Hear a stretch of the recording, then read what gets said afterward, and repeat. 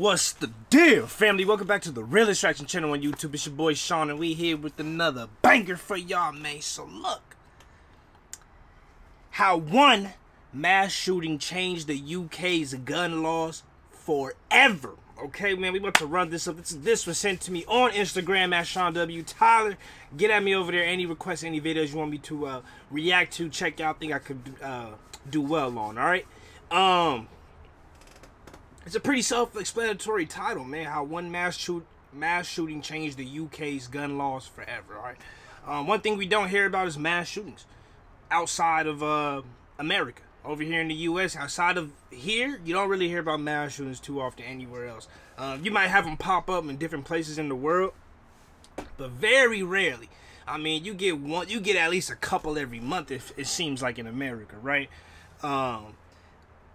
I myself, man, I've gone to schools where there's been shootings. I actually went to UC Santa Barbara. I went to school in Santa Barbara when there was that big mass shooting over there in 2013. I want to say it was 2013 or 14. I went to school when that happened. I was there when that happened, man. I've lived through the whole school shootings, the mass shootings,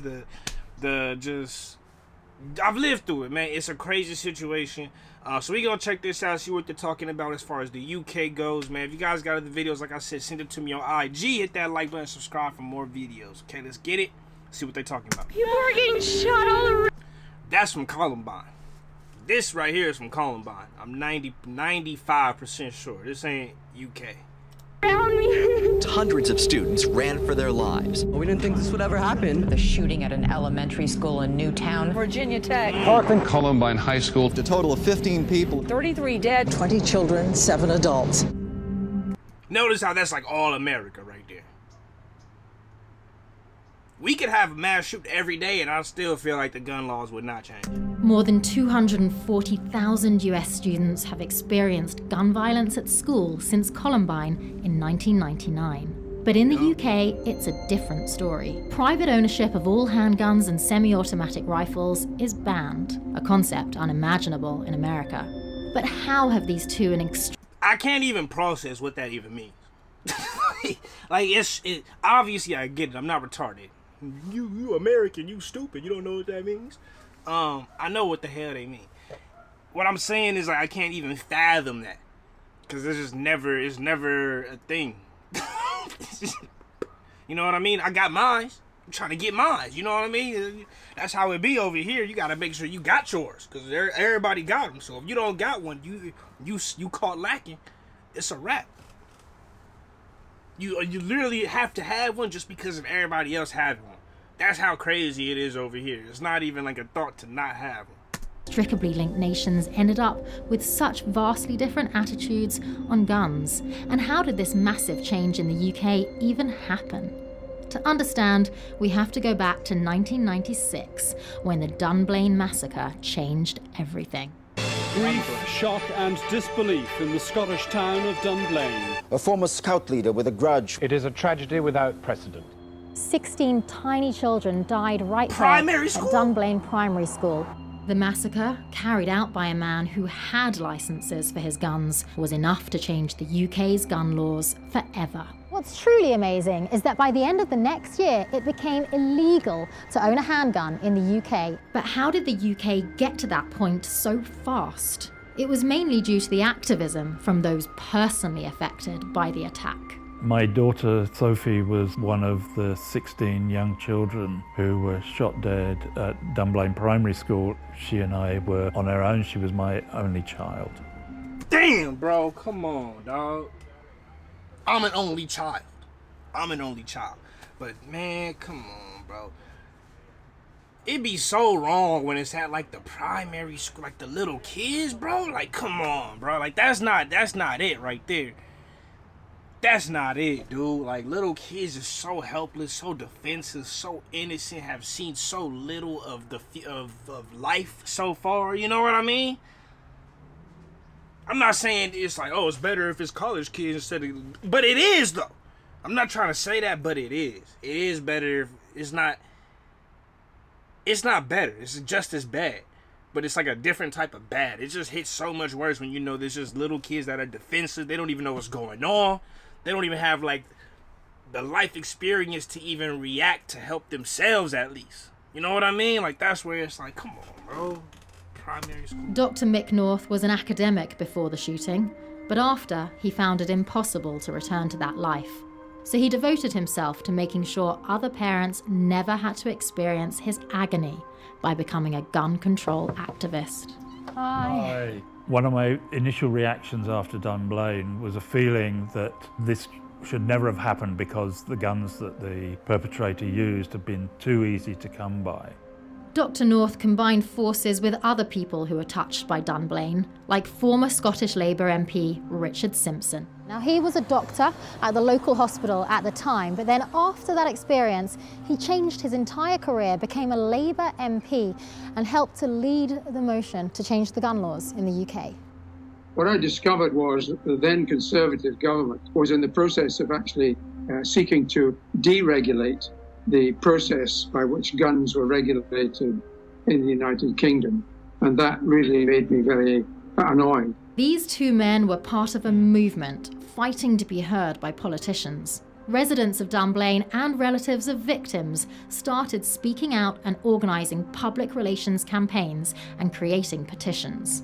Politicians weren't necessarily used to hearing from the victims of shooting incidents. Everyone who says, I enjoy the sport, I want to hold the gun in my hand and have the live ammunition. What I say is, you have those emotions for enjoying your sport, but feel the emotions of a parent who is never going to see their child again. There was a massive groundswell, a bit like the... She right. She 1,000,000% right. What makes it unfortunate is that there are people who maybe enjoy like shooting, like whatever, just the sport of it, right? I've gone to the gun. It's fun. It's fun. It's cool when it's done in a safe, responsible environment. The issue is that what can also be fun can also literally end a life like that with minimal effort. You don't got to be up front and up close and personal. It could just be done with minimal effort, minimal exchange, and that life could be gone. That's what makes it such a tough thing, man. But there are people who just enjoy the sport of it. But it's still dangerous. So it's like, hey, bro, it's still... Knife throwing is great, right? You throw a knife at somebody's face or body, you know, it could be very bad and dangerous. But we still need knives, so you probably need them more than this. People are just bad, bro. Like, people can't have shit because we gonna find a way to just do something terrible with it. Climate extinction movement now, it wasn't highly coordinated or paid for. So we had a petition called the Snowdrop Petition, which was getting the public to sign up for a ban on handguns, eventually gaining over 700,000 signatures. Wow. Within 2 years, a total ban on handguns had been introduced in this country. By 1999, over 165,000 guns and over 700 tons of ammo had been surrendered. There was a lot of opposition to it, and it was suggested that it would actually badly affect people who used guns for sport, but it hasn't done so. What we did was a major achievement, and I'm very satisfied with what we were able to do. Dunblane happened. Crazy. The gun laws were overhauled before Columbine even happened 2 years earlier. It's like the precedent was set. We knew what was starting to happen across the world. And that was 2 years before Columbine. They got rid of the guns, and in 2 years, oh man, come on, bruh. Come on, bruh. You know what's even more ironic? The reason we have the right to bear arms, right, is because the reason the government gave the right to bear arms to the people was because we wanted to make sure that the government wouldn't be able to attack the people and martial law, things like that, right? But we also was trying to get away from the British, so we wanted to protect ourselves from the British people while also having our own shit and protecting the people from ourselves, which were British people who came and now became Americans, but they were really from the UK or England, whatever. You know what I'm saying? You get what I'm trying to say, right? That's crazy, bro. And the UK is the one that bans the guns, and then 2 years later is the beginning of where we at now. That's crazy to think about. That's crazy. 2 years later, on April 20th, I hope y'all felt me on 1999, 2 teenagers shot and killed 12 fellow students and a teacher at Columbine High School near Denver, Colorado. Just like Dunblane did in the UK, Columbine shocked Americans. It wasn't the first. I've watched multiple documentaries on Columbine, and that shit is insane. I really got into it after I went to school and dealt with the whole little mass shooting incident. After that, I started looking up all types of ones that happened before the one I was in. School shooting in the US, but those images captured on live TV set something off that had ripple effects throughout the country. And just like in Dunblane, no one was closer to the situation than the victims' parents. I'm the father of Daniel Mauser. He was one of the students killed at Columbine High School. He was 15 years old. Like Mick North before him, Tom devoted his life to fighting for gun control, even taking a year off from work to lobby at the state capitol. Just 2 weeks before Columbine, at the dinner table, Daniel asked me a question based on a conversation that he had with other members of the debate team.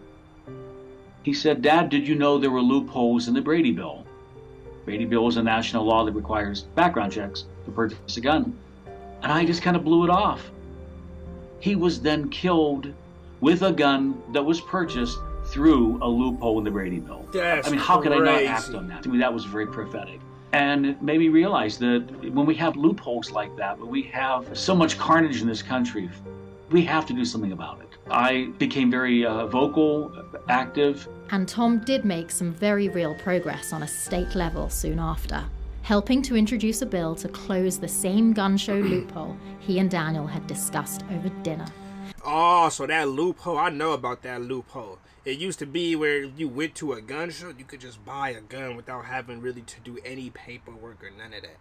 I don't know exactly how it works out, but basically, yeah, you go to there's even videos of minors doing this, bro. Like, they posted them on YouTube and all this. I remember it. I don't know if those videos are still up, how that all played itself out later on in time, but I remember seeing those clips, bro. It would be like a 15-year-old kid. He walked into this, he was at a gun show, he bought like 6 guns, man. Like, nobody was really tripping on it, asking for IDs or none of that, because you in that little private sector.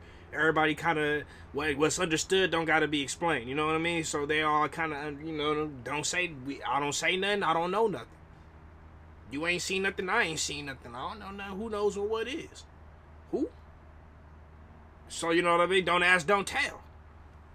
That type of thing. So that's the loophole I know about. I'm pretty sure that's what they talking about. In 2000, the public voted and passed Colorado's answer to the Brady Bill by an overwhelming majority of about 70%.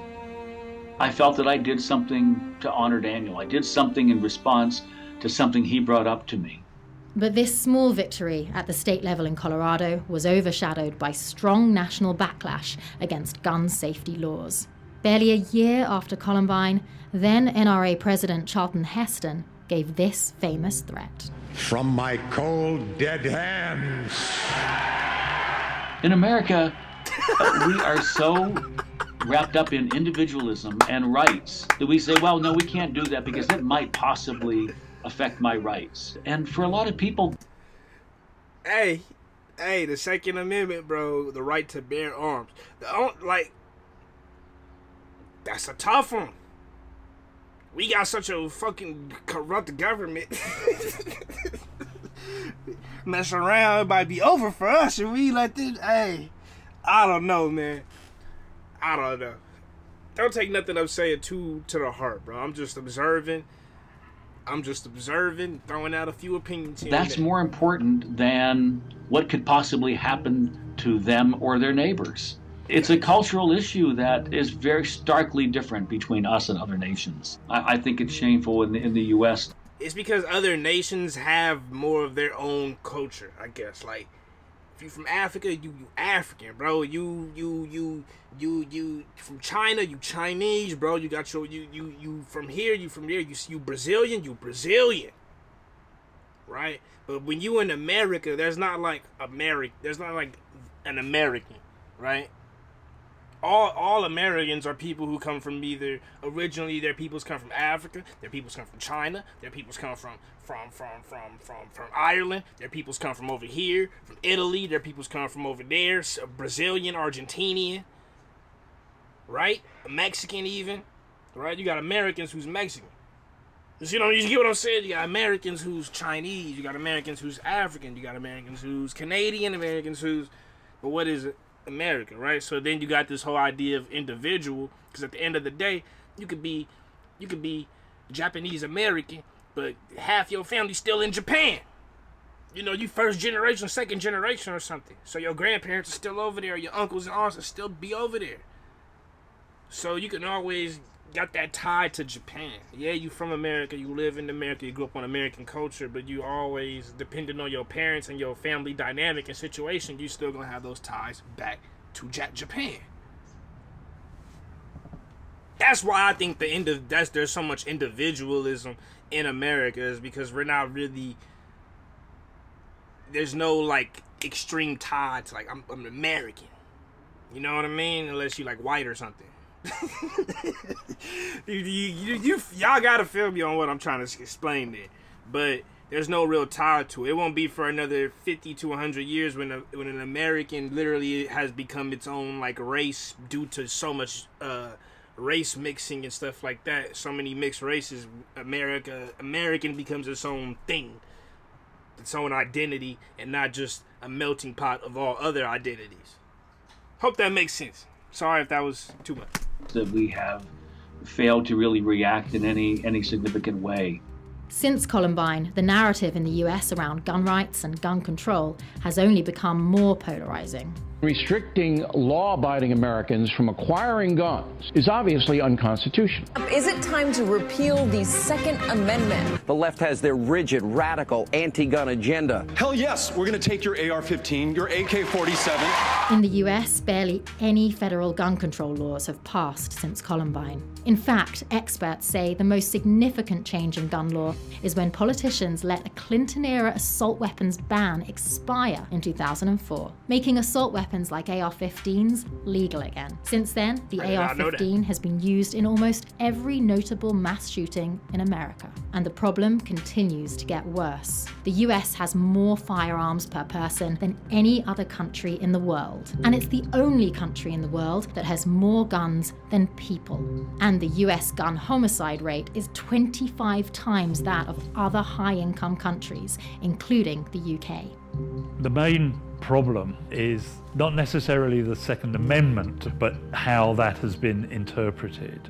In America, there needs to be an understanding of how to tighten the law without grossly infringing on what are perceived of as rights under the Second Amendment. But it does seem ridiculous to use the words of the Founding Fathers to decide how you control or don't control weapons that are usually used in war zones. There have been so many mass shootings since Columbine that many Americans...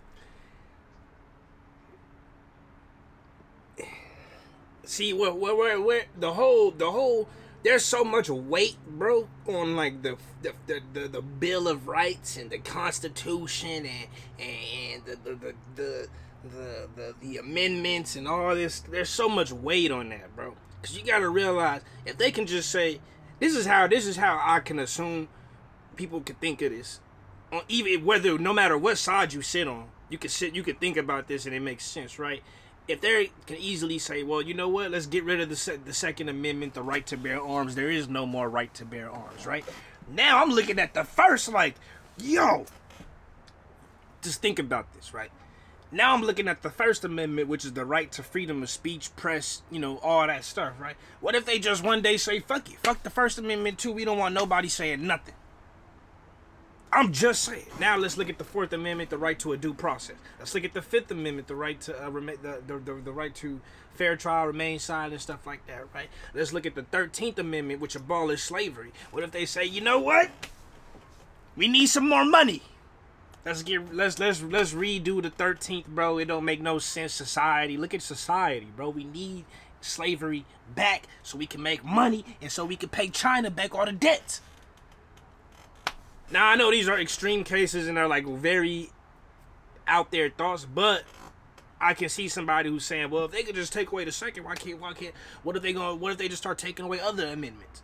And that does play a part, because the Second Amendment is the right to bear arms. It was the second thing the founding fathers said, we need to make sure this is established for the future. So, in that aspect, I can also understand where some people may come from that perspective. Either way, though, man, this shit gotta be figured out, bro.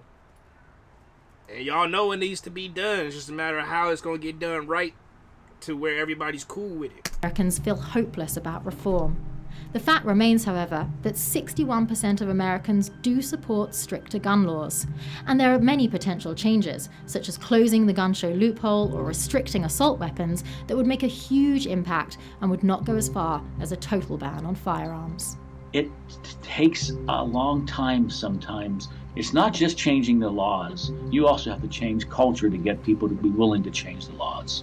And perhaps there'll come a time when enough people vote in politicians who will be supportive of the gun control measures that America needs and deserves. No one has kids so they can buy them bulletproof backpacks. You have kids so that they can hopefully thrive in a better world than you did. We really have to ask ourselves if we're giving them that opportunity. What a crazy world we lived in, man. How one mass shooter changed the UK's gun laws forever. Like I said, man, there's so many ways the cookie can crumble with this one, man. I'm trying to just keep it open. Y'all let me know what you think in the comments. What should be done? What should change? How can America be better? For my people who want the guns banned, what do you think is a way that can be effective, right, over time to get rid of them in the U.S.? Right? For the people who want to keep them in the U.S., what can we do, or what will be effective in the long run if we decide to retain private ownership of guns to prevent school shootings and mass shootings from happening? What can be done? Both sides can work. It just has to be some sort of thing where it's not biased just to one side. How can everybody work this out for everybody?